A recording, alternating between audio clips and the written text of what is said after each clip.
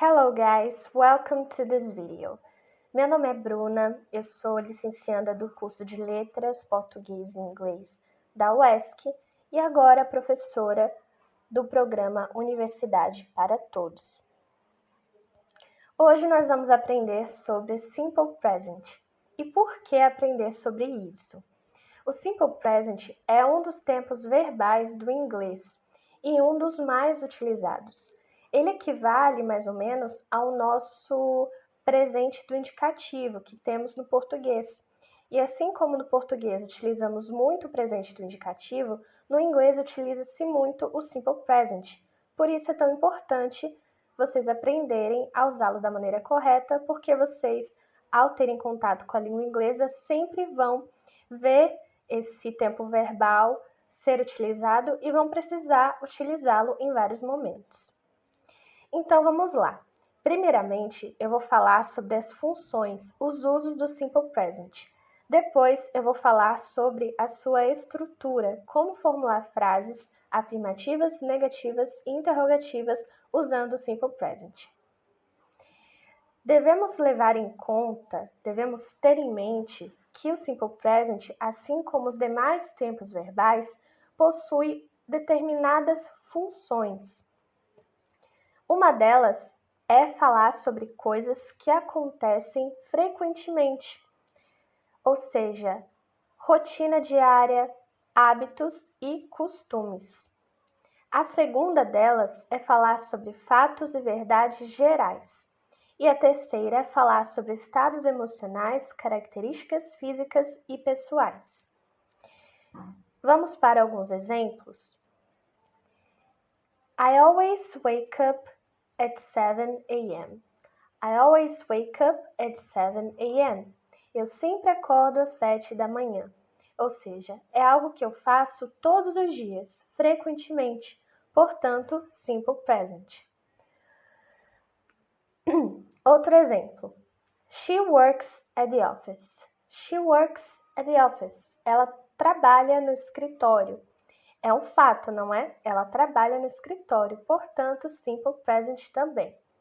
Aqui devemos observar algo muito importante. Percebam que na primeira frase eu não modifiquei o verbo. Ele continuou na sua forma básica. Eu disse I wake. Já na segunda frase, o verbo work foi modificado. Eu disse she works. Coloquei um S no final do verbo.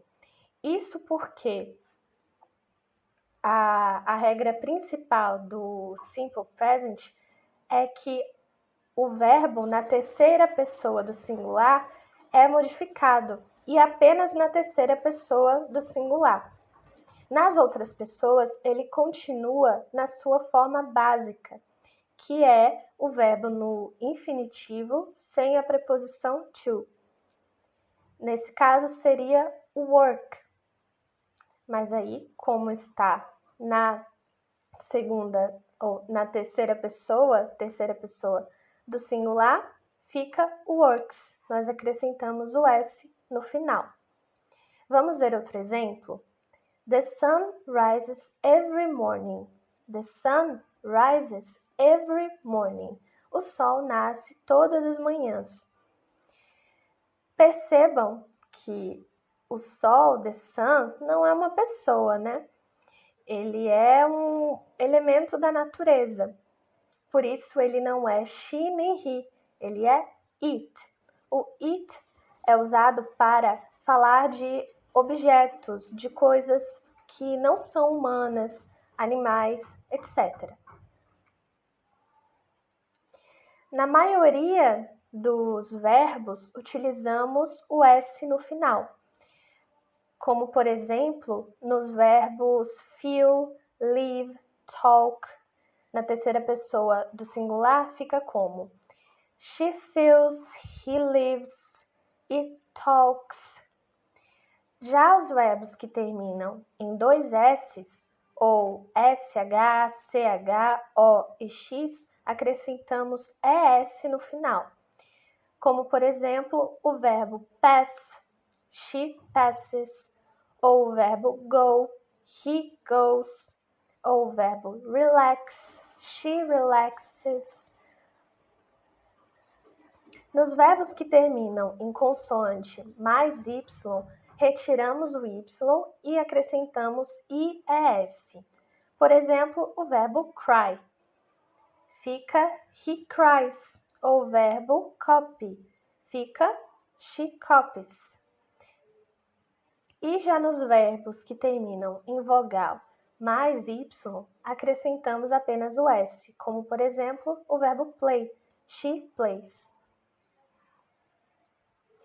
Agora vamos falar sobre a forma negativa do simple present. Até aqui falamos da forma afirmativa, todos esses exemplos que eu dei são exemplos da forma afirmativa do simple present, e agora vamos falar um pouco sobre a forma negativa, que também é muito simples.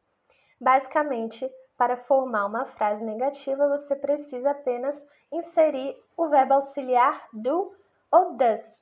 O do é utilizado todas as outras pessoas, exceto she, he, it, exceto a terceira pessoa do singular. Da mesma forma como eu já venho explicando, né, que acontece com o verbo. O verbo só se modifica na terceira pessoa do singular, e aqui o verbo auxiliar também só vai se modificar na terceira pessoa do singular, que aí você vai precisar usar o does no lugar do do. Por exemplo, I don't speak Spanish. I don't speak Spanish. Eu não falo espanhol. O don't é a forma contraída do do not. E outro exemplo. She doesn't work today. She doesn't work today. O doesn't é a forma contraída de does not.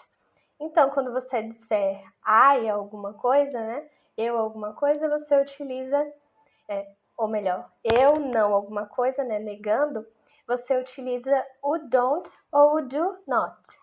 O don't e o doesn't são as formas mais utilizadas, são mais corriqueiras do que o do not e o does not.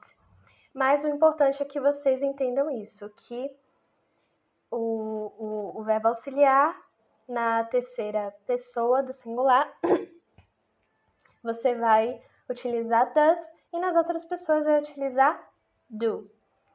No caso, does not, do not, don't e doesn't. Agora, uma coisa que vocês precisam reparar, muito importante, é que, por exemplo, nessa frase que eu acabei de falar, she doesn't work, o work não se modificou na forma negativa.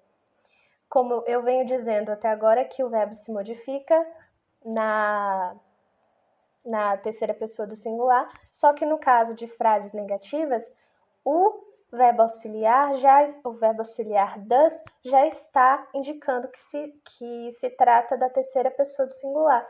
Portanto, não há necessidade de acrescentar o S no final do verbo. Agora, como elaborar frases interrogativas?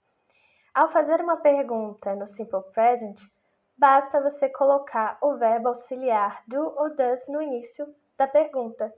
Muito fácil. Por exemplo, do you want to go to the movie?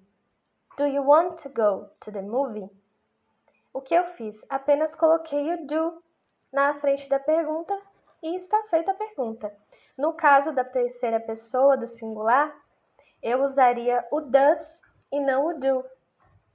E ficaria assim: Does she want to go to the movie? E é isto. Esta foi a nossa aula de hoje. Eu espero que vocês tenham gostado. E antes de terminar, eu gostaria de sugerir uma atividade para vocês fazerem depois da aula ou no horário que vocês quiserem e puderem. E a atividade é a seguinte: vocês vão utilizar o simple present, o que foi aprendido aqui durante a aula, para escrever um texto em inglês sobre as coisas que vocês fazem todos os dias, sobre a rotina de vocês, o seu dia a dia. vocês vão escrever esse texto, publicar aqui nos comentários e podem usar o Google Tradutor, alguma plataforma de tradução para ajudá-los a escrever o texto, mas eu sugiro que vocês utilizem suas próprias palavras, seu próprio vocabulário. E é isso. Espero que vocês tenham gostado e até a próxima aula. Tchau, tchau!